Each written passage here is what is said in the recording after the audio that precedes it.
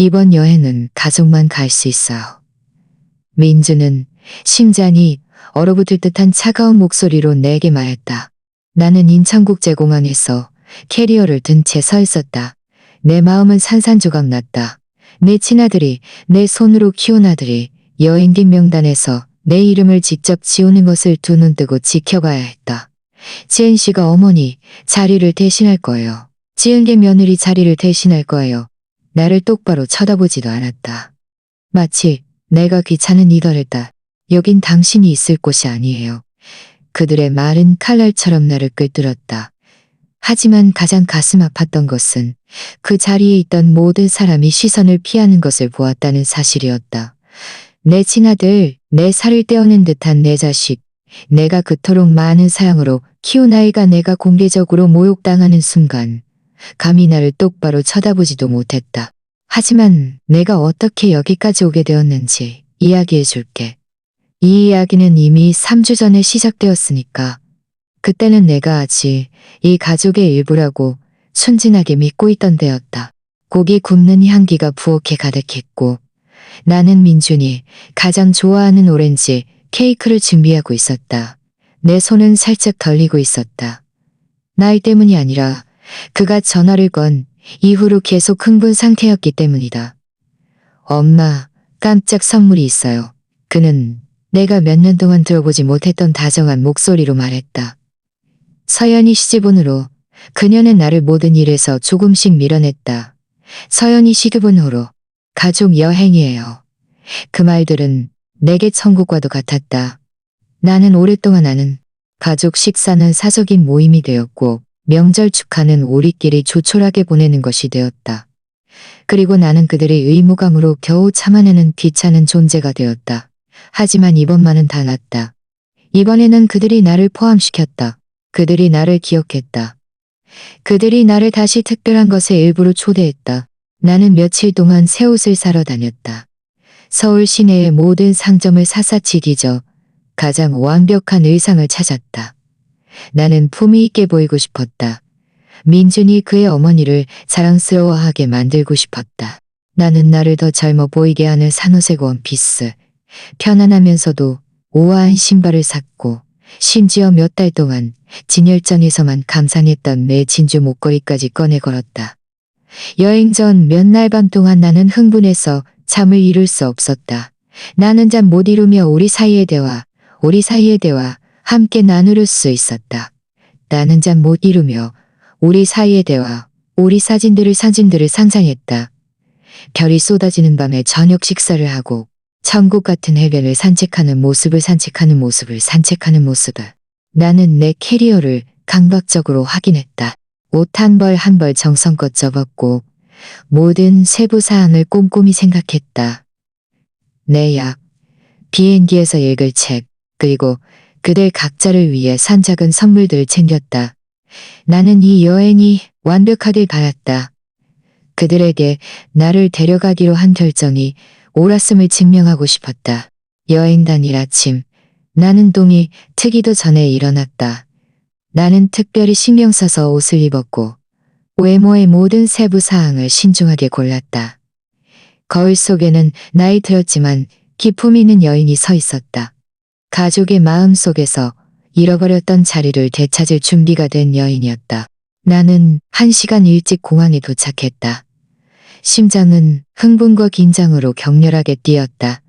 인파 속에서 민준과 서연의 모습을 찾았다. 그들을 만나기를 그토록 오랫동안 기다려온 모험을 시작하기를 갈망했다. 마침내 체크인 카운터 근처에서 그들을 보았을 때 그들의 얼굴 표정이 나를 잠시 망설이게 했다. 민준은 긴장해 보였고 내 시선을 의도적으로 피했다. 서연은 내가 당장 알아보지 못한 여자와 속삭이고 있었다.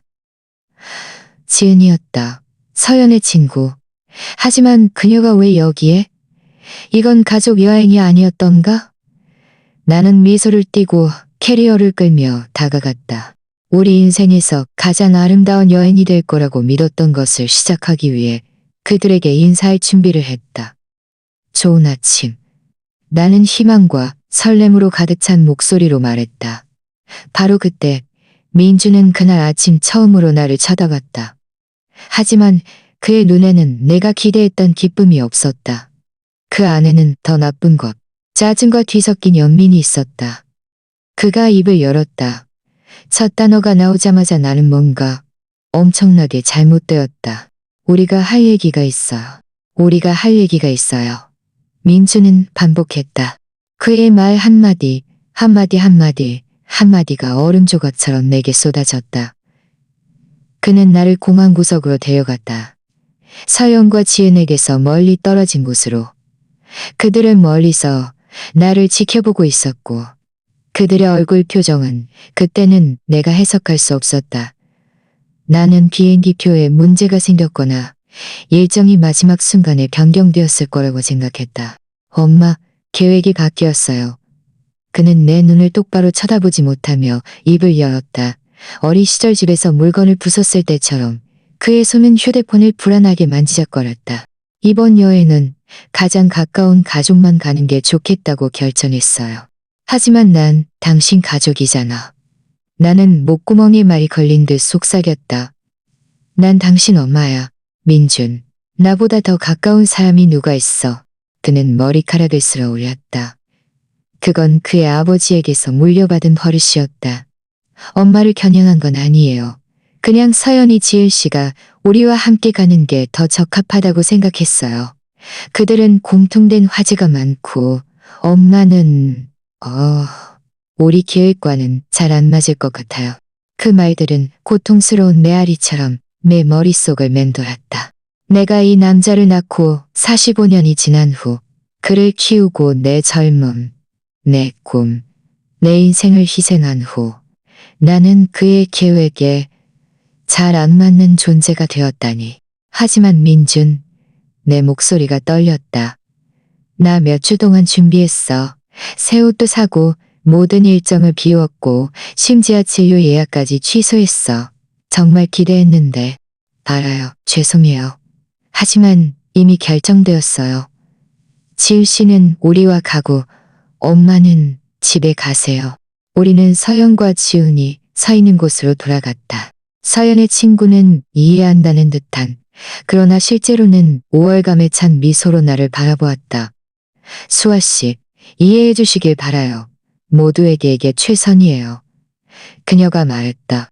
그리고 서연이 다가왔다. 늘 나를 위축시키는 차가운 우아함을 지닌 채 그녀는 흠잡을 데 없는 여행복을 입고 있었고 머리는 단정하게 빗어 넘겼지만 얼굴의 미소는 눈까지는 닿지 않았다. 수아 씨, 여보. 그녀는 외부인이 있을 때만 사용하는 달콤한 목소리로 말했다. 이게 정말 가장 좋은 방법이에요. 이번 여행은 정말 힘들고 많이 걸어야 하고 체력이 필요한 활동이 많아요. 당신 나이에는 다칠 수도 있잖아요. 내 나이? 마치 내가 흔들거리고 스스로를 돌볼 수 없는 노파인 것처럼 말하는군. 마치 내가 69세라는 이유만으로 자동적으로 짐이 되고 부담이 되고 소중히 여겨져야 할 존재가 아니라 그저 참아내야 할 존재가 된 것처럼. 게다가 서연은 계속했다. 지은 씨와 나는 계획할 일이 많아요.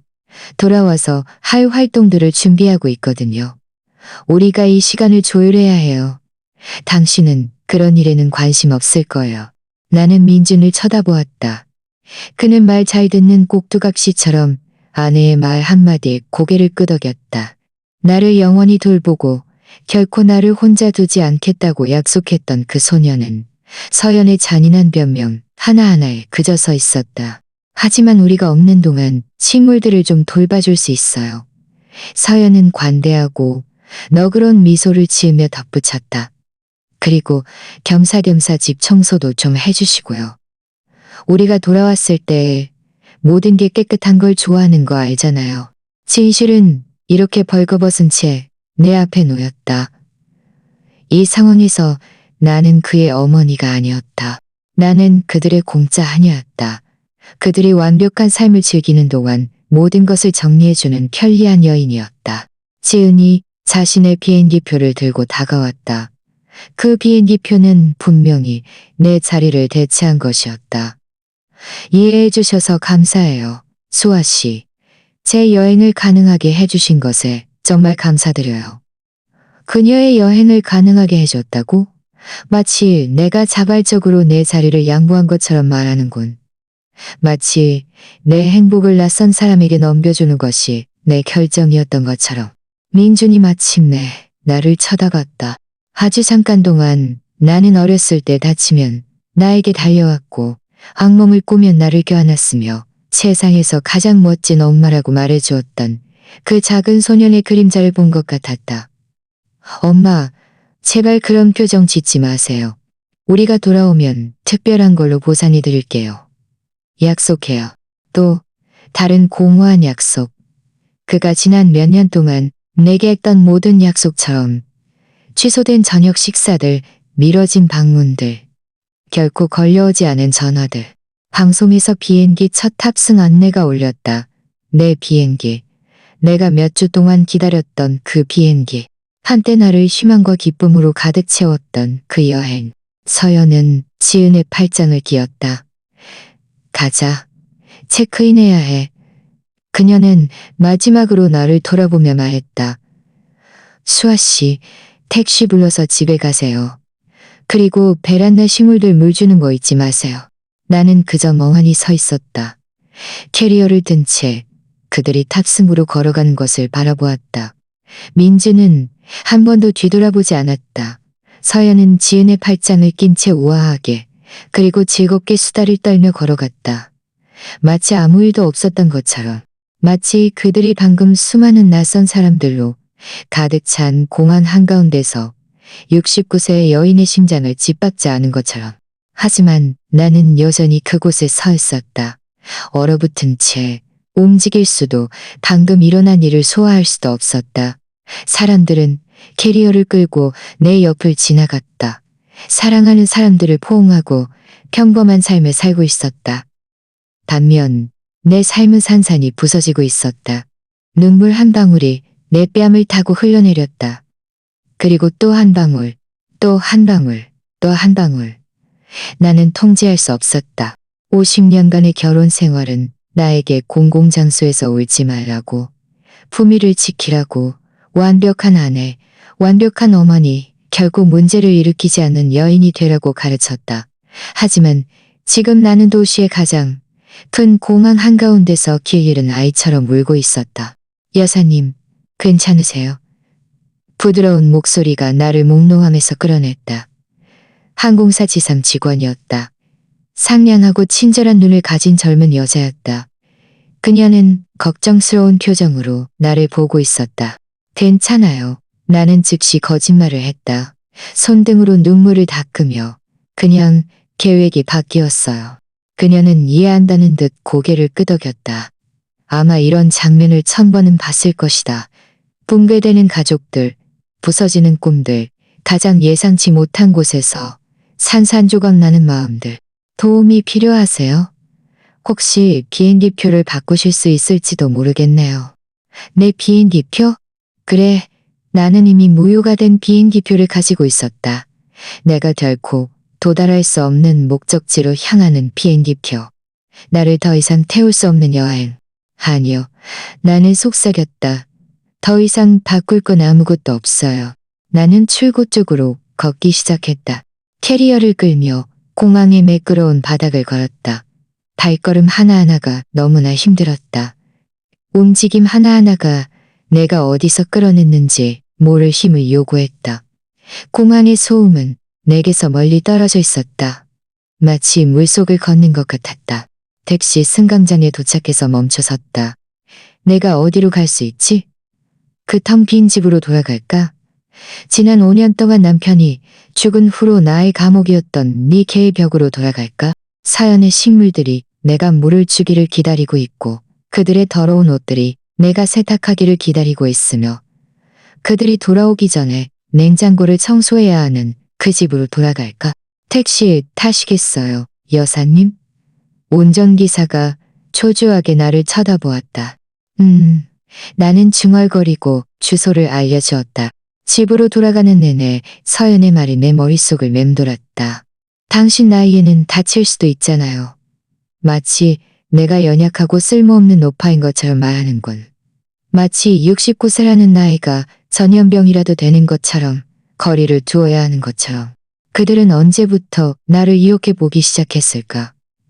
나는 언제부터 내 아들의 삶에서 내가 무엇을 할 수 있고 무엇을 할 수 없는지 다른 사람들이 결정하게 허락했을까? 나는 내 어머니를 생각했다. 70세에 혼자 유럽을 여행하셨고 컴퓨터를 배우셨으며 매일을 모험처럼 살다가 마지막 순간까지 활기차게 사셨다. 하지만 나는 내 어머니가 아니었다. 나는 이 작고 겁 많은 나 자신이 되어버렸다. 내 아들의 삶에 존재하기 위해 간청해야 하는 나. 집에 도착해 문을 열자 정적이 따귀처럼 내 얼굴을 때렸다. 내가 너무나도 잘 아는 정적이었다. 지난 몇 년 동안 나의 유일한 동반자였던 정적. 나는 캐리어를 현관에 던져두고 내 방으로 터벅터벅 걸어갔다. 침대에 앉아 화장대 거울 속 내 모습을 바라보았다. 거울 속 여인은 풀죽어 보였다. 작고 보잘것없어 보였다. 마치 내 인생 전체가 이 순간, 이 모욕, 비행기표 값조차 안 되는 이 기분으로 응축된 것 같았다. 휴대폰을 집어들고 혜미에게 전화하려 했다. 나의 유일한 진짜 친구, 내 감정을 이해해줄 유일한 사람. 하지만 그녀의 번호를 누르다가 멈췄다. 내가 그에게 뭐라고 말해야 할까? 어떻게 설명해야 할까? 내 친아들이 그의 아내 친구로 나를 대체했다고? 내가 그들이 정말로 나를 여행에 데려가고 싶어 한다고 믿을 만큼 어리석었다는 것을 어떻게 인정해야 할까? 그녀가 전화를 받기 전에 나는 끊었다. 나는 일어나 옷장으로 걸어갔다. 산호색 원피스가 내가 여행을 위해 산 새 신발 옆에 걸려 있었다. 나는 손가락으로 그것들을 만지며 그것들을 샀을 때의 흥분과 내가 선택 하나하나에 쏟아부었던 환상들을 떠올렸다. 바로 그때 내 안에 무언가가 부서졌다. 그것은 극적인 순간이 아니었다. 그것은 더 미묘하고 더 깊은 것이었다. 그 순간 나는 깨달았다. 나는 평생을 이미 나를 사랑할 가치가 없다고 결정한 사람들의 사랑을 얻으려 했으며 보냈다는 것을. 나는 산호색 원피스를 집어들어 내 앞에 들었다. 아름답고 우아하며 나를 빛나게 했다. 나는 나를 존중하지 않는 가족을 기쁘게 하기 위해 그것을 샀다. 나는 내가 가서는 안 될 여행을 위해 돈을 썼다. 하지만 몇 년 만에 처음으로 나는 나 자신에게 죄책감을 느끼지 않았다. 대신 다른 것을 느꼈다. 나는 분노를 느꼈다. 순수하고 강력한 분노가 내 위에서 시작되어 불꽃처럼 온몸으로 퍼져나갔다. 이것은 민준에 대한 분노가 아니었다. 비록 그의 현재 모습이 싫은 부분도 있었지만 서연에 대한 분노도 아니었다. 비록 그녀의 잔인함이 불필요했지만 이 분노는 나 자신을 향한 것이었다. 이 모든 일이 일어나도록 허락한 나 자신에게 화가 났다. 내가 너무나 작고 존재감 없고 그들의 관심에 굶주려 있었다는 사실. 나는 공항에 가기 위해 신중하게 골랐던 옷을 벗고 산호색 원피스를 입었다. 거울 속 내 모습을 바라보았다. 오랫동안 처음으로 나는 내가 보는 것이 마음에 들었다. 나는 관심을 구걸하는 불쌍한 노파가 아니었다. 나는 69세 여성이었다. 나는 아들을 키웠고 50년간 결혼 생활을 유지했으며 남편이 죽은 후 혼자 살아남았다. 나는 지금 내가 받는 것보다 1000배만 배 더 좋은 것을 받을 자격이 있었다. 나는 산호색 원피스를 입고 아래층 부엌으로 내려갔다. 이 집은 이제 다르게 느껴졌다. 마치 내가 없는 동안 주인이 바뀐 것 같았다.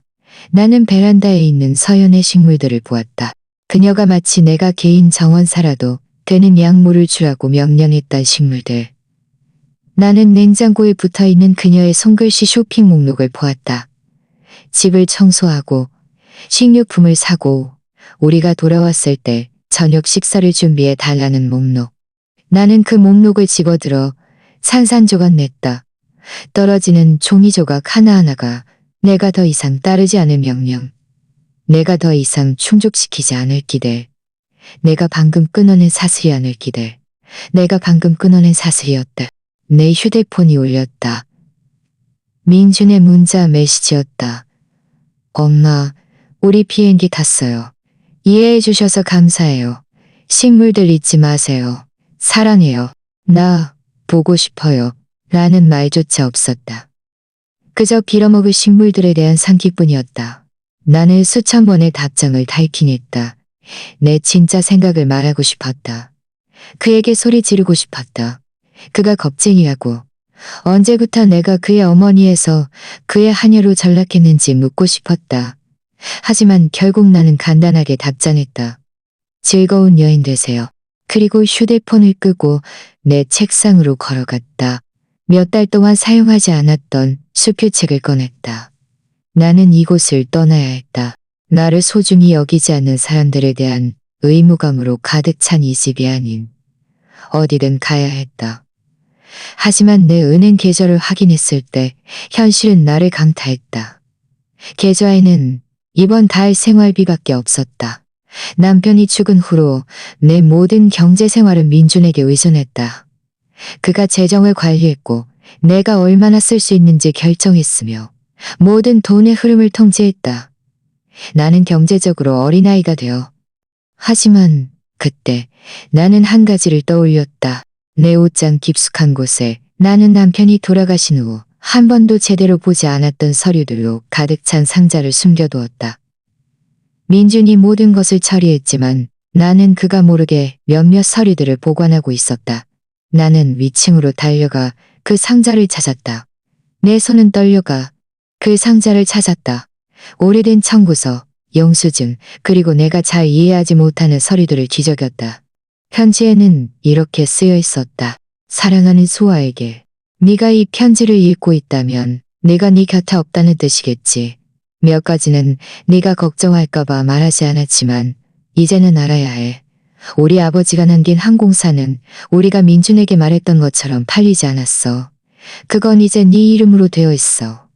서류는 은행 금고에 있고 비밀번호는 네 생일이야. 너는 네가 생각하는 것보다 훨씬 부유해.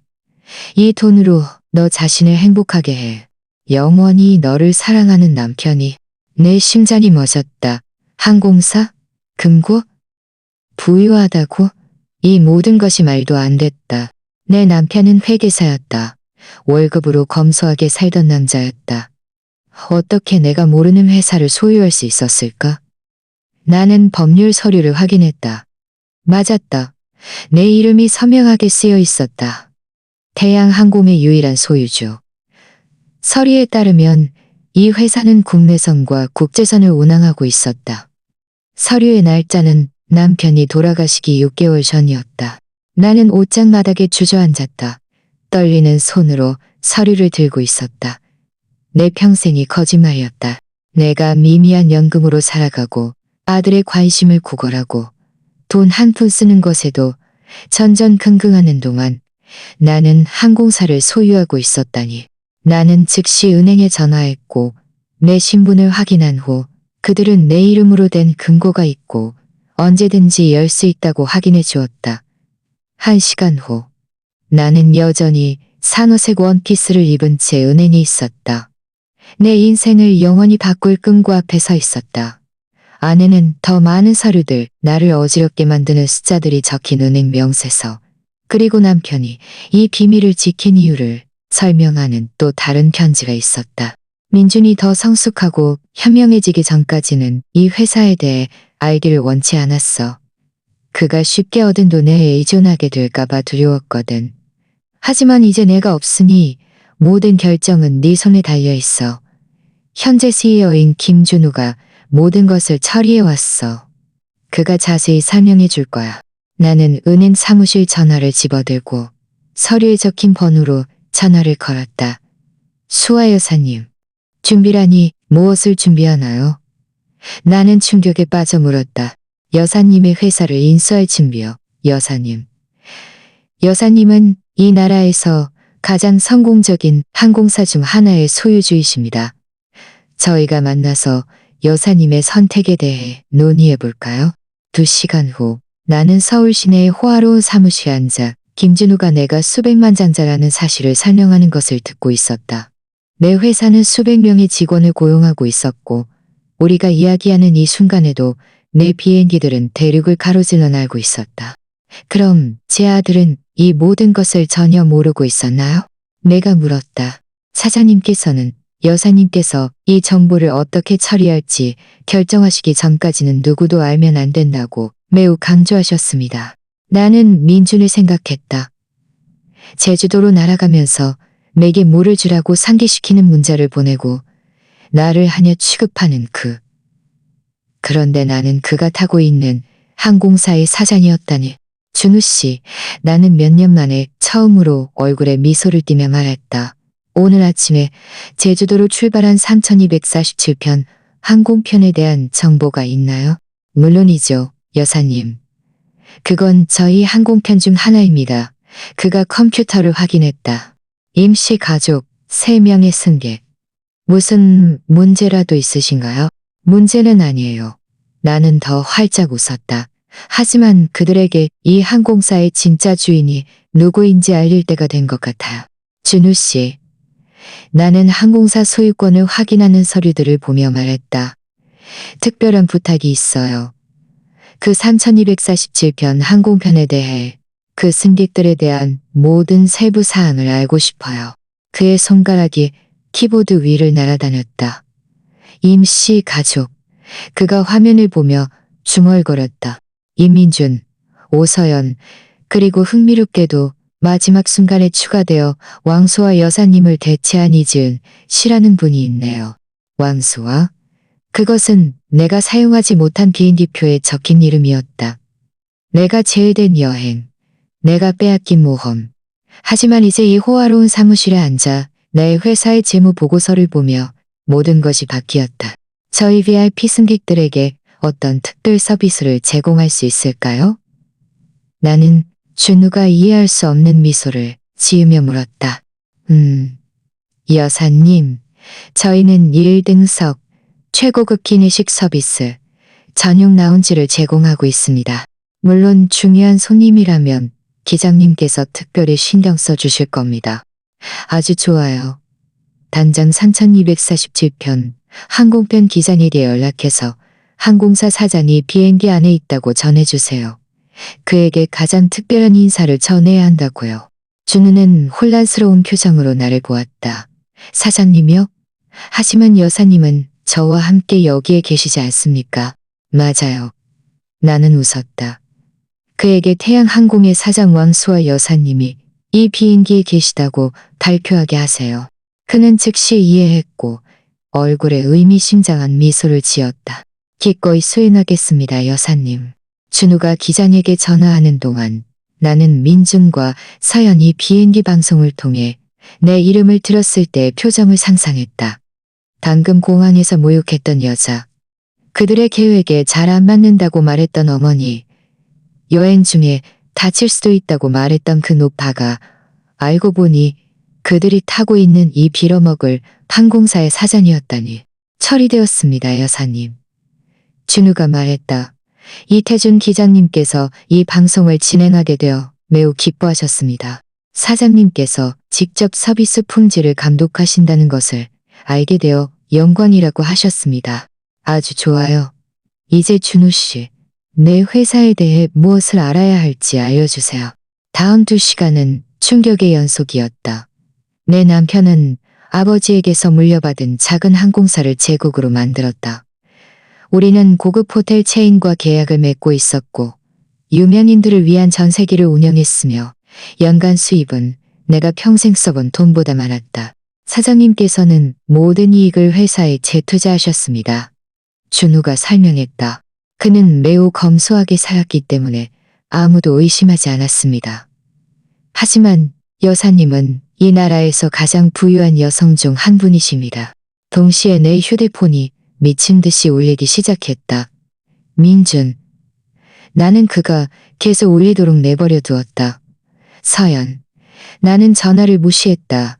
지은. 내 며느리의 친구가 왜 나에게 전화하는 거지? 마침내 나는 전화를 받았다. 수아 여사님. 지은의 목소리는 긴장되어 있었고 거의 두려움에 차 있었다. 정말 이 항공사의 사장님이세요. 여보세요, 지은 씨?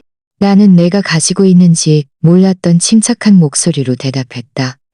비행은 즐거우세요? 원래 내 자리였던 곳에서 말이에요. 저희가... 그녀는 말을 더듬었다. 민주 씨는 겁에 질렸고 서연 씨는 말을 잇지 못하고 있어요. 기장님이 사장님이라고 발표했을 때 서연 씨 얼굴이 순식간에 새파랗게 질렸어요. 그럴 줄 알았어요. 방금 공개적으로 모욕했던 여인이 알고 보니 당신의 사장이라는 것을 알게 되면 분명 당황스럽겠죠. 수아 여사님, 제발 오해가 있었던 것 같아요. 오해는 없어요. 지은 씨. 나는 서연이 내가 있을 곳이 아니니까 집에 가라고 말하는 것을 똑똑히 들었어요. 민준이 내가 그들의 계획에 잘 안 맞는다고 말하는 것도 똑똑히 들었어요. 그리고 당신이 내 여행을 가능하게 해줘서 고맙다고 말하는 것도 똑똑히 들었죠? 어떻게 감사했는지 말이에요. 전화 저편에는 어색한 침묵이 흘렀다. 나는 비행기 안의 상황을 상상할 수 있었다. 민주는 마침내 자신을 진정으로 사랑하는 유일한 사람을 배신했다는 것을 깨달았을 것이다. 서연은 자신이 경멸했던 이 여인을 완전히 과소평가했음을 깨달았을 것이다. 그리고 지은은 나를 모욕하는데 공범이 된 것에 죽을 만큼 부끄러워하고 있을 것이다. 민준 씨와 이야기하고 싶으세요? 지은이 떨리는 목소리로 물었다. 아니요. 나는 단호하게 대답했다. 나는 지금 내 회사를 이해하느라 바빠요. 하지만 내 아들에게 전해주세요.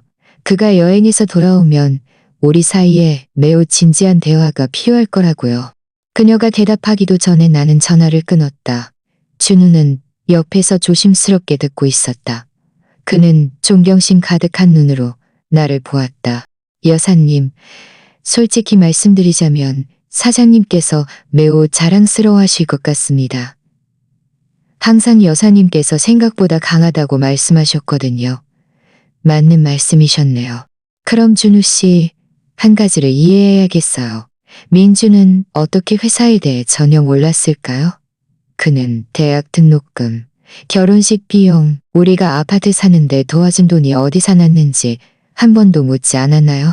사장님께서는 매우 조심하셨습니다. 그는 중산층 생활비를 감당할 수 있는 합법적인 회계사 사무실을 운영했습니다. 큰 지출의 경우 그는 가산대출이나 가끔 받는 보너스로 처리했습니다. 민주 씨는 한 번도 의심하지 않았습니다.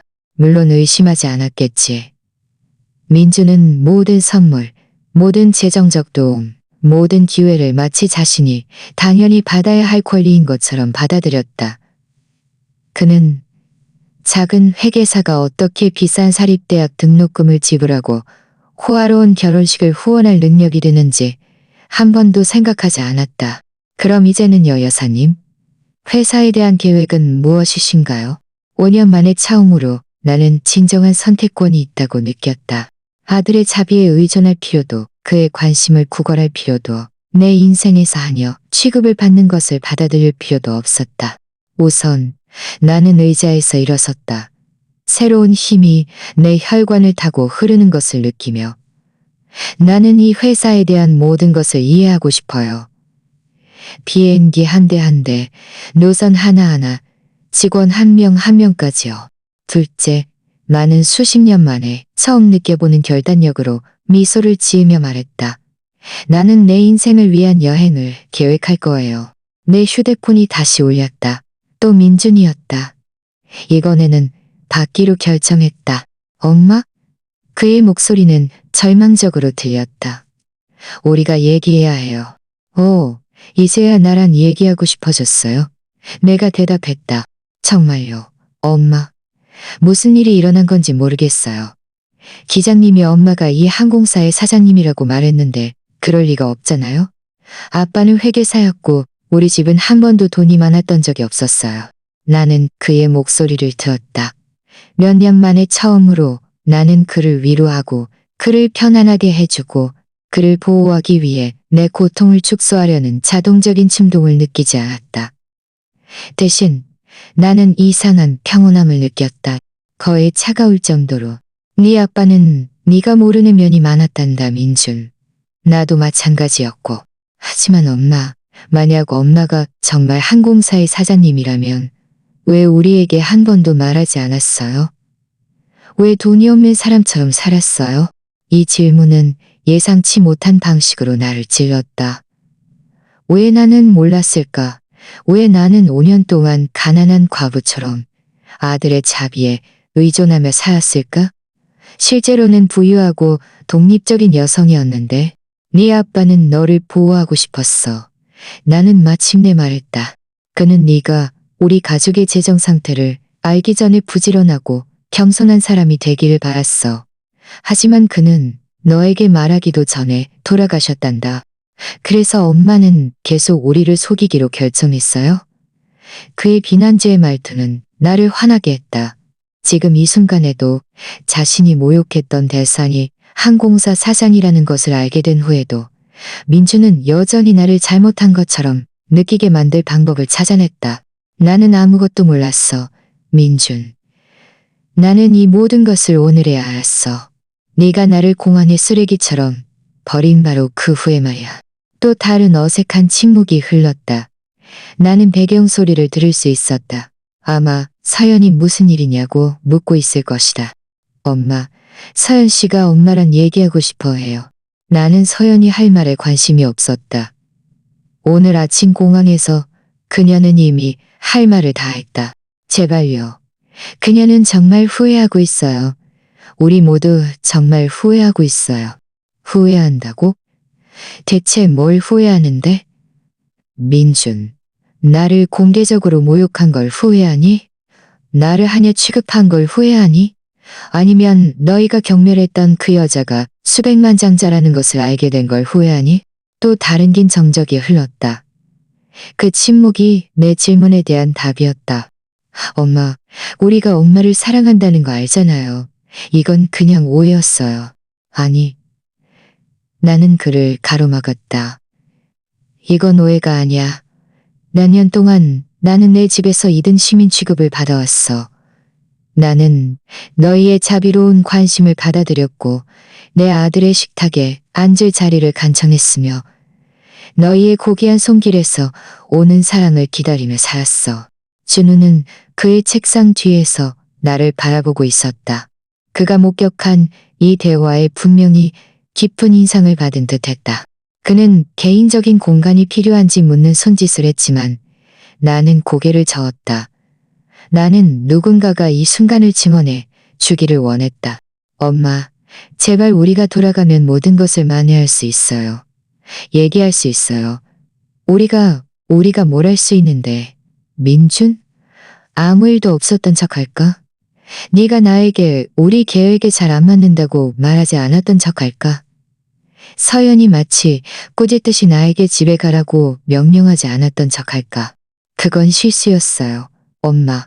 서연 씨는 여행 때문에 스트레스를 많이 받았고 저는 일 때문에 긴장했어요.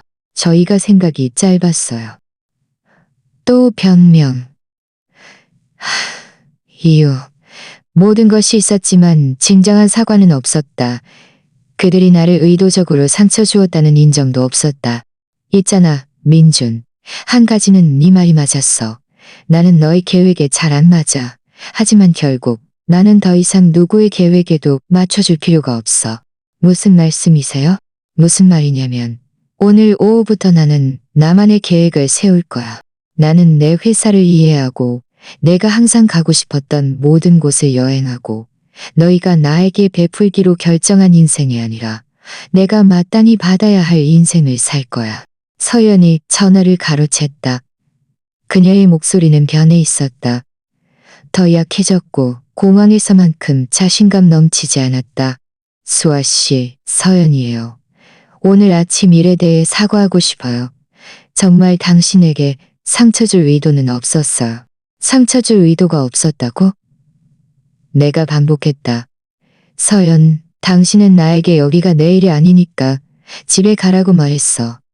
나를 당신의 하녀처럼 취급했어. 꽃에 물을 주고 집을 청소하라고 명령했지. 이 중에서 어떤 부분이 상처 줄 의도가 아니었다는 거야? 저는 당신이 이해해 줄 거라고 생각했어요. 이 여행이 지은 씨와 우리에게 정말 중요하다고. 우리가 계획할 일이 많다고요. 그럼 당신 마음속에 나는 뭐였어? 서연? 짐? 중요한 일을 이해하지 못하는 늙은 짐의 노임? 아니요. 물론 아니죠. 당신은 민준 씨의 엄마예요. 맞아. 나는 민준의 엄마야. 당신의 하녀도 아니고, 당신 아기 돌보미도 아니고, 당신 정원사도 아니야. 나는 당신을 사랑한다고 말했던 남자의 어머니야. 그런데 당신은 나를 쓰레기처럼 대했어. 서연이 울기 시작하는 소리가 들렸다. 내 안의 어떤 부분, 수십 년 동안 다른 사람을 위로하도록 훈련받았던 부분이 그녀에게 괜찮다고 말하고 그녀를 용서하고 아무 일도 없었던 것처럼 할 수 있다고 말하고 싶었다. 하지만 그 부분에 나는 오늘 아침 고만에서 죽었다. 서연. 나는 나조차도 낯선 목소리로 계속했다. 몇 년 동안 당신은 민준을 내게서 밀어냈어. 모든 가족 모임을 내가 늘 패배하는 경쟁으로 만들었지. 내 친아들이 나를 그의 어머니가 아니라 짐으로 보게 만들었어. 그건 사실이 아니에요. 그건 완전히 사실이야. 그리고 최악은 민준이 당신이 그렇게 하도록 내버려 두었다는 거야. 내 친아들이 몇 번이고 나의 존엄성 대신 당신의 편안함을 선택했어. 민준이 전화를 다시 가로챘다. 제발 우리가 돌아가면 모든 게 변할 거예요. 약속해요. 아니, 나는 나 자신도 놀랄 만큼 단호한 목소리로 말했다. 나는 더 이상 당신의 약속이 필요 없어. 민준. 나는 더 이상 당신이 나를 당신의 삶에 포함시키기로 결정할 때까지 기다릴 필요 없어. 나는 더 이상 당신의 자비로운 관심을 구걸할 필요 없어. 무슨 말씀이세요? 무슨 말이냐면 이건 5년 만에 처음으로 내가 자유롭다고 느끼는 순간이야. 기대로부터의 자유, 실망으로부터의 자유. 나를 사랑하지 않는 것이 분명한 사람들의 사랑을 얻기 위해 필사적으로 애쓰는 것으로부터의 자유. 준우가 내게 쪽지를 조용히 건넸다. 비행기 3시간 후 착륙. 특별 지시 필요하신가요? 나는 쪽지를 보며 미소 지었다. 민주는 여전히 말하고 있었다. 여전히 간청하고 여전히 우리 모두가 결코 실현되지 않을 것이라는 것이라는 변화를 약속하고 있었다. 민준, 나는 그를 가로막았다. 남은 여행 잘 즐겨. 돌아오면 집은 네가 떠났을 때와 똑같을 거야. 서연의 식물들은 잘 지낼 테니 걱정 마. 하지만 내가 돌아왔을 때 나는 거기서 너를 기다리고 있지 않을 거야. 나는 전화를 끊었다. 몇 년 만에 처음으로 나는 나를 두렵게 하지 않은 정적을 느꼈다. 그것은 공허함이나 외로움이 아니라 가능성으로 가득 찬 정적이었다. 준우 씨, 나는 그에게로 돌아섰다. 부탁이 있어요. 그 비행기가 착륙할 때 깜짝 선물이 그 VIP들을 기다리고 있었으면 좋겠어요. 어떤 종류의 깜짝 선물인가요, 여사님? 그들에게 내가 누구인지 정확히 알려주고 싶어요. 오늘 아침 그들이 모욕했던 불쌍한 여자가 아니라 그들에게 이 호화로운 여행을 선물한 회사의 사장이라는 것을요. 준우는 의미심장하게 웃었다. 특별한 환영회를 준비할까요? 맞아요. 그들이 비행기에서 내리는 순간 그들이 방금 무슨 짓을 했는지 철저히 깨닫게 하고 싶어요. 우리는 1시간 동안 모든 세부 사항을 계획했다. 준우는 제주도 공항 지배인에게 연락하여 특별한 환영회를 준비하고 민준, 서연, 지은에게 그들이 방금 경험한 모든 호화로운 순간이 누구 덕분인지 정확히 알리도록 했다. 동시에 나는 5년 동안 미뤄왔던 결정을 내렸다. 혜미에게 전화했다. 나의 유일한 진짜 친구. 대학 때부터 알고 지냈고 늘 내게 진실을 말해주는 여자. 비록 그 진실이 고통스러울지라도. 수아? 그녀의 목소리는 놀라움으로 가득했다. 괜찮아? 나는 네가 민준이랑 이국적인 곳으로 여행 갔을 거라고 생각했는데 할 얘기가 있어. 나 보러 와줄 수 있어? 물론이지. 괜찮은 거야? 뭔가 달라진 것 같아. 나는 더할 나위 없이 괜찮아. 몇 년 만에 처음으로 내가 제정신인 것 같아. 1시간 후 혜미는 우리 집 거실에 앉아 눈을 크게 뜨고 모든 이야기를 들었다. 공항에서의 모욕, 항공사의 발견, 그리고 민준과 서연과의 전화대치. 세상에, 수아. 내가 말을 마친 후 그녀가 중얼거렸다. 서연이 나쁜 년이라는 건 알았지만 이건 너무 악랄하잖아. 그럼 왜 당신은 내게 그녀에 대한 진짜 생각을 한 번도 말해주지 않았어? 그녀는 한숨을 쉬었다. 네가 그녀를 감쌌잖아. 내가 그녀가 너를 어떻게 대하는지 지적하려고 할 때마다 너는 그녀를 변호했어. 그녀가 어리고 적응 중이고 민준이 그녀 때문에 행복하다고 말했지. 그녀의 말이 맞았다. 나는 몇 년 동안 서연의 행동을 합리화하고 그녀의 경멸을 축소하고 내가 너무 예민하고 너무 요구가 많고 너무 많은 사랑을 필요로 한다고 나 자신을 설득했다. 그는 아내가 어머니를 쓰레기처럼 대하도록 내버려둔 남자가 되었다. 그 말들은 아팠다. 사실이었기 때문에 내가 키운 다정한 소년, 나를 영원히 돌보겠다고 약속했던 그 아이는 낯선 사람이 되었다. 그는 어머니에 대한 존중 대신 결혼 생활의 편안함을 선택했다. 하지만 이제 달라. 나는 그에게 말했다. 나는 내가 몰랐던 선택권을 가졌고 내가 몰랐던 힘을 가졌어. 그럼 그 힘을 어떻게 사용할 거야? 좋은 질문이었다. 내가 어떻게 해야 할까? 내 안의 어떤 부분은 복수를 갈망했다.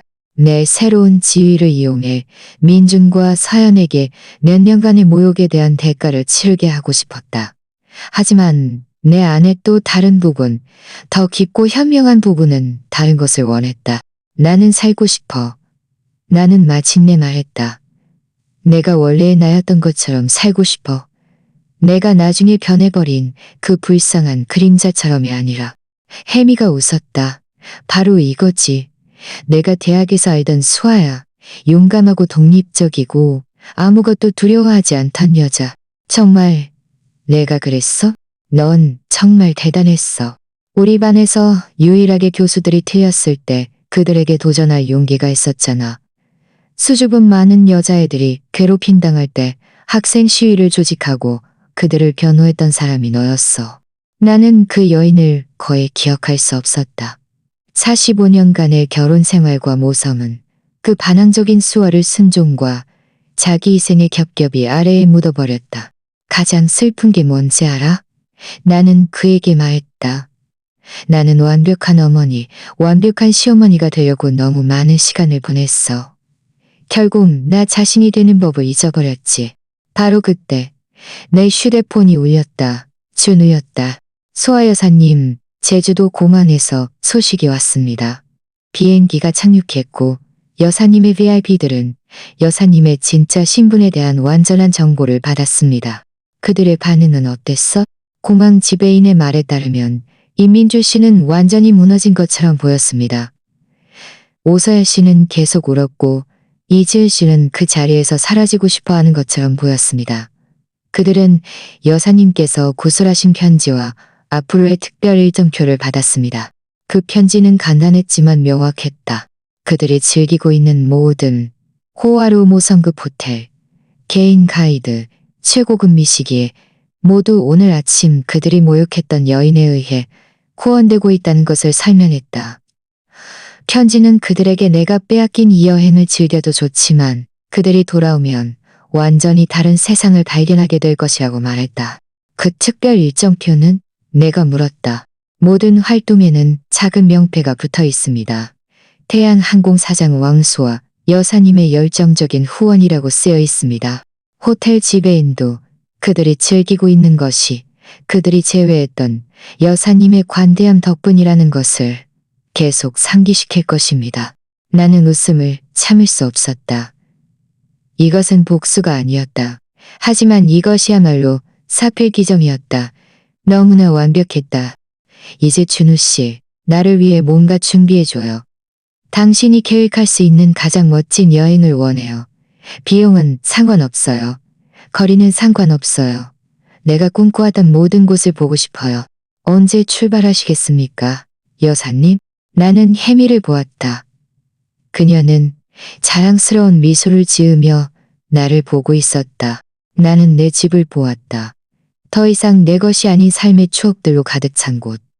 나는 창밖을 내다보았다. 마침내 내가 탐험할 준비가 된 세상. 내일, 나는 말했다. 내일 출발할 거예요. 희미는 박수를 쳤다. 수아, 나도 같이 가도 될까? 모든 것을 버리고 나와 함께 모험을 떠날 용기가 있어? 여보, 나는 이 초대를 5년 동안 기다렸어. 남편이 돌아가신 후 처음으로 내 인생이 끝나가고 있는 것이 아니라 이제 막 시작되고 있다고 느꼈다. 다음 날 아침, 나는 오랫동안 느껴보지 못한 감정으로 일어났다. 다가올 날에 대한 순수한 흥분. 민준이 전화할지 말지 걱정하거나 서연을 또 화나게 할까봐 걱정하는 불안감과는 달랐다. 이것은 마침 내 자신의 인생을 되찾은 여인이 느끼는 순수한 기쁨이었다. 혜미는 아침 일찍 도착했다. 2개의 캐리어와 숨길 수 없는 미소를 지은 채 세상을 정복할 준비가 되었어. 그녀가 우리 집으로 들어오며 물었다. 준비됐어. 내가 대답했다.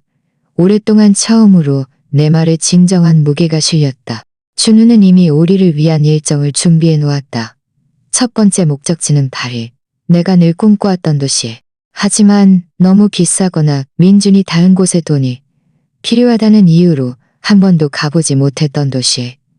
다음은 베네치아, 그리고 일본, 마지막으로 몰디브의 게일 리조트에서 일주일.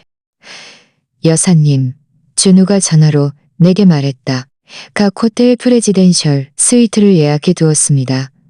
개인 운전기사, 전용 가이드, 그리고 보통 왕족에게만 예약되는 경험을 하시게 될 겁니다. 내가 짐을 싸는 동안 내 휴대폰이 끊임없이 울렸다. 민주는 30분마다 한 번씩 전화했고 서연은 절망적인 문자를 보냈고 심지어 지은도 나에게 연락하려고 했다. 그들은 모두 이야기하고 싶어 했다. 모두 설명하고 싶어 했다. 모두 내가 그들의 행동을 이해해 주기를 바랐다. 하지만 나는 더 이상 그들의 설명이 필요 없었다. 성인이 된 이후 처음으로 다른 사람들의 의견이 내 결정에 아무런 영향을 미치지 않았다. 안 받을 거야? 혜미가 내가 민준의 전화를 또 끊자 물었다. 언젠가는 내가 대답했다. 하지만 지금은 아니야. 그들이 없는 내가 누구인지 완전히 기억할 때까지 기다릴 거야. 정우의 고급차가 우리를 데리러 왔다. 운전기사는 내 항공사 직원이었다. 김명진이라는 나이 지긋한 신사. 그는 내 남편을 위해 20년 동안 일했지만 나는 전혀 모르고 있었다. 수아 여사님, 그가 진심으로 걱정하는 듯 말했다. 사장님께서는 예전에 여사님에 대해 자주 말씀하셨습니다. 항상 여사님께서 아는 사람 중 가장 강한 여성이라고 말씀하셨죠. 단지 스스로 그 힘을 잊고 계실 뿐이라고요. 그의 말은 예상치 못한 방식으로 나를 감동시켰다. 내 남편은 내 안에서 내가 오랫동안 무시했던 것을 보았다. 수년간의 순종과 자기희생 아래 묻혀있던 것을. 공항에서 모든 것이 전날의 모욕과는 완전히 달랐다. 우리는 왕족처럼 대우받았다. 개인 통로를 통해 호송되었고 항공사 사장으로서 마땅히 받아야 할 존경을 받았다. 24시간 전과의 대비는 너무나 엄청나서 거의 꿈만 같았다. 전날 내 이름을 발표했던 그 비행기 기장이 직접 나에게 인사하러 왔다. 수아 여사님, 그가 진심 어린 미소를 지으며 말했다. 자신의 비행기. 이 단어들이 내 머릿속을 맴돌았다. 그리고 나는 1등석에 앉아 있었다. 이것은 나의 비행기였다. 나의 회사, 나의 인생. 나는 마침내 나만의 방식으로 다시 살기 시작했다. 파리로 가는 비행기 안에서 나는 혜미와 몇 년 동안 가져보지 못했던 긴 대화를 나누었다. 그녀는 5년 전 이혼한 이야기, 어떻게 독립을 되찾았는지, 혼자 여행하며 자신에 대해 얼마나 많은 것을 새롭게 알게 되었는지 이야기해 주었다. 가장 놀라운 게 뭔지 알아? 우리가 대서양을 가로지르며 샴페인을 마시는 동안 그녀가 말했다. 행복해지는데 다른 사람의 인정이 전혀 필요 없다는 걸 깨닫는 거야. 그녀의 말이 맞았다. 수십 년 동안 나는 남편의 인정을 구하며 살았다. 그리고 민준, 그리고 서연. 나는 다른 사람들이 나에게 얼마나 만족하는지, 내가 그들에게 얼마나 유용한지, 내가 얼마나 그들을 귀찮게 하지 않는지로 내 가치를 측정했다. 내 휴대폰이 다시 울렸다. 서연의 문자 메시지였다. 수아 씨, 우리가 얘기해야 해요. 이 모든 것은 끔찍한 오해였어요. 민준 씨는 거의 무너졌어요. 나는 혜미에게 메시지를 보여주었다. 그녀는 한 번 보고 고개를 저었다. 이제 네가 돈이 있다는 걸 아니까 갑자기 모든 게 끔찍한 오해가 되었네. 맞아. 어제 나는 그들의 계획에 잘 안 맞는 귀찮은 노파였다. 오늘 나는 끔찍한 오해의 희생자였다. 나는 짧은 문자를 보냈다. 남은 여행 잘 즐겨. 돌아가서 얘기하자. 하지만 나는 알고 있었다. 내가 돌아갈 때, 아니 돌아가고 싶다면 나는 완전히 다른 여자가 되어 있을 것이라는 것을. 우리는 파리에 착륙했다. 하늘은 황금빛이었고 저녁이었다. 도시는 우리 앞에 펼쳐졌다. 실현된 약속처럼, 마침내 이루어진 꿈처럼. 파리라서가 아니라 내가 오랫동안 갈망했지만 결코 자신에게 허락하지 않았던 모든 것을 상징했기 때문이었다. 호텔 스위트룸은 내 집 전체보다 넓었다. 에펠탑이 내려다 보였고 그랜드 피아노가 있었으며 모든 방에는 세마가 꽂혀 있었다. 지배인이 직접 우리를 맞이하고 샴페인을 따라주며 어떤 필요도 24시간 내내 충족될 것이라고 약속했다. 이게 진짜라는 걸 믿을 수 있어? 혜미에게 물었다. 우리는 둘 다 발코니에 서서 불 켜진 도시를 내려다보고 있었다. 여보, 그녀가 대답했다. 이건 진짜일 뿐만 아니라 네가 마땅히 받아야 할 것이야. 넌 늘 이걸 받을 자격이 있었어. 그날 밤 우리는 호텔의 미슐랭 레스토랑에서 식사를 했다. 요리 하나하나가 예술 작품이었다. 우리는 민준에 대해 이야기하지 않았다. 서연에 대해 이야기하지 않았다. 과거에 대해 이야기하지 않았다. 우리는 오직 미래에 대해 이야기했다. 우리가 가고 싶은 곳, 우리가 경험하고 싶은 삶에 대해. 이 모든 것에서 가장 믿을 수 없는 게 뭔지 알아? 나는 너무 아름다워 먹기 아까운 디저트를 맛보며 말했다. 뭔데? 내 인생에서 처음으로 나는 오직 나 자신을 위해 이 일을 하고 있어. 누구를 기쁘게 하기 위해서도 아니고 다른 사람들의 기대를 충족시키기 위해서도 아니고 누구의 사랑을 얻기 위해서도 아니야. 오직 나 자신을 위해서. 혜미는 와인잔을 들고 건배했다. 새로운 수아에게. 그녀가 말했다. 늘 그곳에 있었지만 다시 발견되기를 기다리던 여자에게. 우리는 파리의 불빛 아래에서 건배했다. 이른 데에 적어든 두 여인이 마침내 깨달았다. 인생은 다른 사람들이 당신이 더 이상 중요하지 않다고 결정할 때 끝나지 않는다는 것을. 때로는 진정한 인생이 바로 그 순간부터 시작된다는 것을. 3주 후 나는 집으로 돌아왔다. 완전히 다른 사람이 되어 있었다. 단순히 놀라운 곳들을 방문했거나 경험들을 했기 때문이 아니었다. 더 깊은 무언가 때문이었다. 나는 다른 사람들의 필요를 충족시키는 그림자가 되기 전에 내가 누구였는지 기억해냈다. 파리는 내게 예술과 문화에 대한 사랑을 되찾아 주었다. 베네치아는 아름다움은 그저 멀리서 바라보는 것이 아니라 즐겨야 할 것이라는 것을 가르쳐 주었다. 일본은 자신을 소중히 여기는 데서 오는 존엄성을 보여주었고, 몰디브는 내게 내면의 평화라는 선물을 주었다. 그 어떤 인정에도 의존하지 않는 평화. 하지만 진정한 변화는 혜미와의 깊은 밤 대화에서 일어났다. 내가 결코 도달할 수 없을 것이라고 생각했던 곳에서 홀로 일출을 바라보던 순간에 일어났다.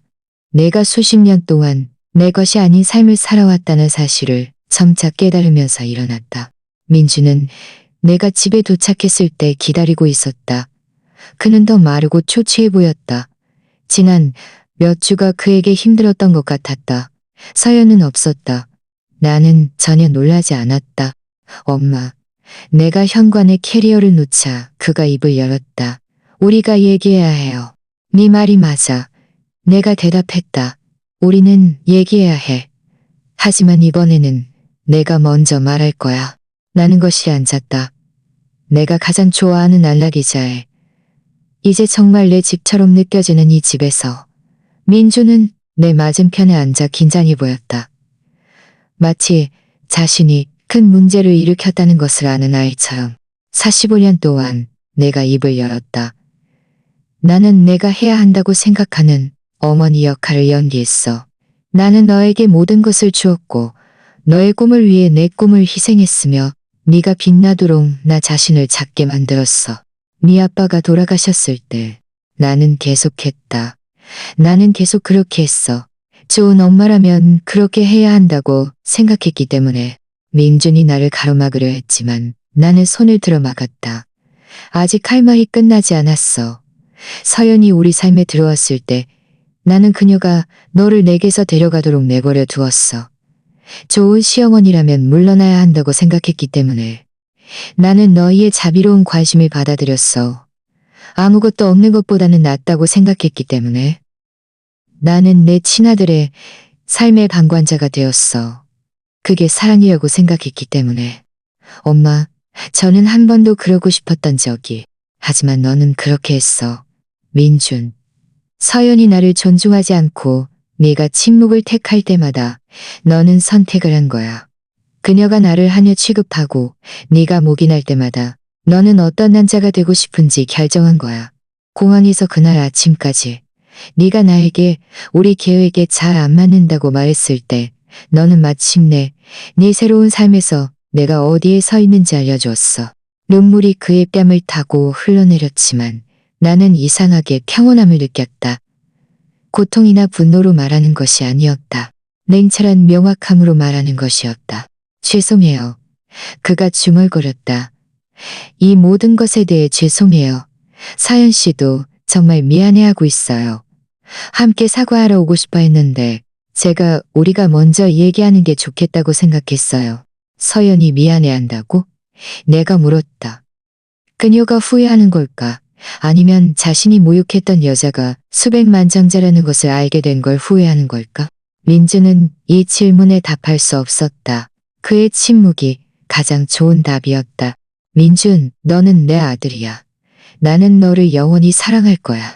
하지만 나는 더 이상 너의 남은 관심을 위해 살지 않을 거야. 나는 더 이상 내 집에서 2등 시민 취급을 받는 것을 받아들이지 않을 거야. 그게 무슨 뜻이에요? 모든 것이 변할 거라는 뜻이야. 우선 나는 이사할 거야. 그의 눈이 충격으로 크게 띄었다. 이사요? 어디로요? 서울 시내에 아파트를 샀어. 내 회사 사무실 근처에. 나는 항공사 운영에 적극적으로 참여할 거야. 네 아빠는 놀라운 사업을 만들었어. 이제 내가 그것을 이해할 때야. 하지만 엄마, 여기는 엄마 집이잖아요. 제가 여기서 자랐고 우리의 모든 추억이 있는 곳이잖아요. 이 집은 죽은 여자의 추억으로 가득 차 있어. 새로운 수아는 새로운 장소가 필요해. 나는 그에게 내 계획을 말했다. 다른 사람들의 기대 속에서 자신을 잃어버린 나이든 여성들을 돕기 위한 재단에 설립할 계획이라고. 나는 정기적으로 여행하며 수십 년 동안 나를 기다려온 세상을 탐험할 것이라고. 나는 매일의 의무가 아니라 선물처럼 살 것이라고. 그럼 우리는요? 그가 약한 목소리로 물었다. 우리의 관계는요? 그건 너에게 달렸어, 민준. 네가 나와 관계를 유지하고 싶다면 그것은 상호 존중을 기반으로 해야 해. 나는 더 이상 서연의 어떤 경멸도 용납하지 않을 거야. 나는 더 이상 짐 취급을 받는 것을 받아들이지 않을 거야. 그리고 나는 더 이상 너의 관심을 구걸하지 않을 거야. 서연은 정말 변하고 싶어 했다.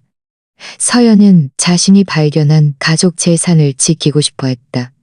그 둘 사이에는 차이가 있었다. 우리는 몇 시간 동안 이야기했다. 민주는 울었고 사과했으며 모든 것이 달라질 것이라고 약속했다. 내 안의 어떤 부분은 그를 믿고 싶었다. 모든 것을 용서하는 순종적인 어머니로 돌아가고 싶었다. 하지만 나는 지난 3주 동안 매우 중요한 것을 배웠다. 용서는 똑같은 학대를 다시 견디는 것을 의미하지 않는다는 것을. 사랑한다, 민준. 그가 떠나려고 할 때 내가 말했다. 하지만 내 인생에서 처음으로 나는 너를 사랑하는 것보다 나 자신을 더 사랑해. 그리고 그 점은 다시는 변하지 않을 거야. 그가 떠난 후 나는 베란다에 앉아 차를 마시며 서연이 내게 물 주라고 명령했던 식물들을 바라보았다. 그들은 잘 자랐고 푸르고 꽃이 피어 있었다. 나는 그들을 돌보았다. 하지만 의무감에서가 아니었다. 나는 그들이 자라는 것을 보는 것이 좋았기 때문에 그들을 돌보았다. 내 휴대폰이 울렸다. 준우였다. 회사의 새로운 프로젝트에 대한 소식을 전하러 왔다. 우리가 확장과 미래 계획에 대해 이야기하는 동안 나는 아름다운 것을 깨달았다. 수십 년 만에 처음으로 나는 내일에 대해 설렘을 느꼈다. 6개월 후 나의 새로운 삶은 완전히 궤도에 올랐다. 내 아파트는 평화와 아름다움으로 가득 찬 안식처였다. 항공사에서의 내 일은 내게 목적과 만족감을 주었다. 내 재단은 이미 50명의 여성들이 자신의 가치를 재발견하도록 도왔다. 민주는 정기적으로 나를 찾아왔다. 혼자서. 서연은 몇 번 접근하려 했지만 나는 이미 분명히 말했다. 존중은 얻는 것이지 협상하는 것이 아니라고. 엄마, 행복하세요? 한 달에 한 번 하는 저녁 식사에서 민준이 내게 물었다. 나는 자유로워. 내가 대답했다. 그리고 자유는 수십 년의 속박 끝에 마침내 찾았을 때 행복과 매우 흡사하게 느껴진단다. 그날 밤 나는 일기장에 이렇게 썼다. 69세가 되던 해 나는 내 인생을 선택하는 것이 결코 늦지 않았다는 것을 배웠다. 진정한 사랑은 자신을 사랑하는 것에서 시작된다. 때로는 가장 아름다운 모험이 모든 것이 끝났다고 생각할 때 시작되기도 한다. 공원에서 모욕당했던 그 여인은 더 이상 존재하지 않았다. 그 자리를 대신한 것은 자신의 가치를 알고 자신의 꿈을 살며 마침내 가장 비범한 인생은 자신의 꿈을 살며 2년 후 나는 내 개인 요트 갑판에 서서 지중해의 맑은 바다를 항해하고 있었다. 혜미는 내 옆에서 책을 읽고 있었고 내 가장 신뢰하는 직원 중 한 명인 박한 선장이 우리가 탐험할 다음 그리스 섬으로 우리를 안내하고 있었다. 오후의 햇살이 수면에 황금빛 간사를 뿌렸다. 잠시 멈춰 서서 이 새로운 현실이 얼마나 초현실적인지 생각했다. 내 휴대폰이 울렸다. 지은의 문자 메시지였다. 놀랍게도 수아 여사님의 이야기가 저에게 영감을 주었다는 것을 알려드리고 싶었어요. 저는 학대적인 남편과 헤어졌고 지금은 저만의 출장 요리 회사를 운영하고 있어요. 15년 만에 처음으로 제가 살아있다고 느껴요. 변화는 결코 늦지 않는다는 것을 알려주셔서 감사해요. 나는 미소 지으며 메시지를 읽었다. 지난 2년 동안 나는 수백 통의 비슷한 메시지를 받았다. 모든 연령대의 여성들, 그들은 잡지에서 내 이야기를 읽고 뉴스에서 내 재단에 대해 들었다. 그들은 자신들도 지금보다 더 나은 삶을 받을 자격이 있다고 결정했다. 메시지 하나하나가 내 고통이 나 자신보다 더 큰 의미를 가졌다는 것을 상기시켜 주었다. 민준과의 관계는 놀랍도록 건강한 균형을 찾았다. 우리는 격주로 저녁 식사를 했다. 혼자서, 내 영역에서, 내 규칙에 따라, 내가 선택한 장소에서. 그는 상담을 받기 시작했고 자신의 결혼 생활이 어떻게 우리 관계를 해쳤는지 이해하려고 노력했다. 서연은 마침내 자신의 과거, 행동이 얼마나 부당했는지 깨달았다. 우리 관계는 결코 따뜻해지지 않겠지만 적어도 상호 존중적이다. 그녀는 나를 무시하거나 식물이나 집안일에 대해 명령하는 대신 내 이름을 부르는 법을 배웠다. 무슨 생각하세요? 혜미가 내가 생각에 잠긴 미소를 짓는 것을 보고 물었다. 인생이 얼마나 놀라운지 생각하고 있어. 내가 대답했다. 내 인생에서 최악의 날이 알고 보니 내 진짜 인생의 첫날이었다니. 마냥 누군가 2년 전에 내가 그리스에서 내 자신의 요트를 타고 항해할 거라고 말했더라면 나는 그가 미쳤다고 생각했을 거야. 혜미는 책을 덮고 난간 영 내게 다가왔다. 이 모든 것에서 내가 가장 감탄하는 게 뭔지 알아? 뭔데? 네 변화는 민준과 서연에게 복수하기 위한 것이 아니었어. 너 자신을 위한 것이었지. 그것이 진정한 변혁과 그저 돈 많은 사람의 변덕 사이의 차이야. 그녀의 말이 맞았다. 공항 사건 후 몇 달 동안 나는 새로 얻은 재산을 이용해 민준과 서연에게 그들의 잔인함에 대한 대가를 치르게 하고 싶은 유혹을 느꼈다. 나는 민준의 직업을 빼앗을 수도 있었고 서연에게 내가 처음 느꼈던 것처럼 작게 느껴지게 만들 수도 있었다. 하지만 나는 중요한 것을 배웠다. 복수는 당신을 고통에 가두지만 해방은 당신을 앞으로 나아가게 한다는 것을. 그날 오후 우리가 산토리니의 바다가 보이는 레스토랑에서 식사를 하는 동안 나이 지긋한 여성이 조심스럽게 우리 테이블로 다가왔다. 그녀는 소박하고 단정한 원피스를 입고 있었지만 그녀의 눈빛은 내가 너무나도 잘 아는 것이었다. 너무 오래 살아서 이미 투명인간 취급을 받는 사람의 눈빛. 혹시 수아 여사님이신가요? 그녀가 조심스럽게 물었다. 제 손녀가 잡지를 보여줘서 여사님의 이야기를 읽었어요. 저는 올해 75세인데 제 가족들이 여사님께서 인터뷰에서 말씀하신 것과 똑같이 저를 대하고 있어요. 여보, 제가 아직 시간이 있다고 생각하시나요? 나는 주름진 그녀의 손을 잡았다. 인생에는 유통기한이 없어요. 내가 부드럽게 말했다. 오직 각성의 순간만 있을 뿐이죠. 그리고 당신이 결정한다면 당신의 각성 순간은 오늘이 될 수 있어요. 그녀의 눈은 눈물로 가득 찼지만 그것은 절망이 아니라 희망의 눈물이었다. 다음 20분 동안 그녀는 내게 자신의 이야기를 들려주었다. 과부가 되었고 경제적으로 아들에게 의존하며 손자들의 공짜 이모 취급을 받고 가족의 중요한 결정에서 제외되었다고. 제 아들이 제가 그의 집에서 살게 해줘서 고마워해야 한다고 말했어요. 그녀가 속삭였다. 나는 내 명함과 내 재단 이사 김준우의 연락처를 그녀에게 주었다. 내일 그에게 전화하세요. 우리는 당신과 같은 상황에 처한 여성들을 위한 특별한 계획을 가지고 있어요. 당신은 혼자가 아니며 결코 늦지 않았어요. 그 여인은 몇 년 만에 처음으로 지었을 법한 미소를 지으며 떠났다. 그리고 나는 다시 한번 감사함을 느꼈다. 내 고통을 내 사명으로 바꾸었기 때문에. 그날 밤 나는 일기장에 이렇게 썼다.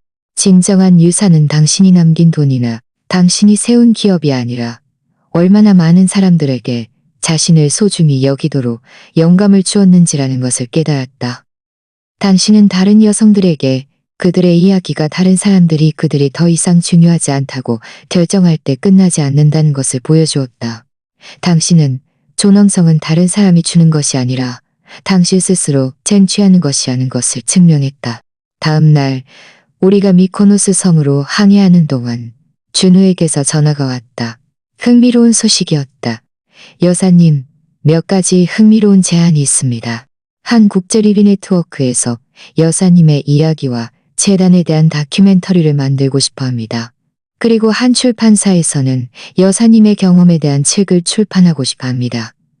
또한 여러 대학에서 예순대 이후의 자기 재창조에 대한 강연을 요청했습니다.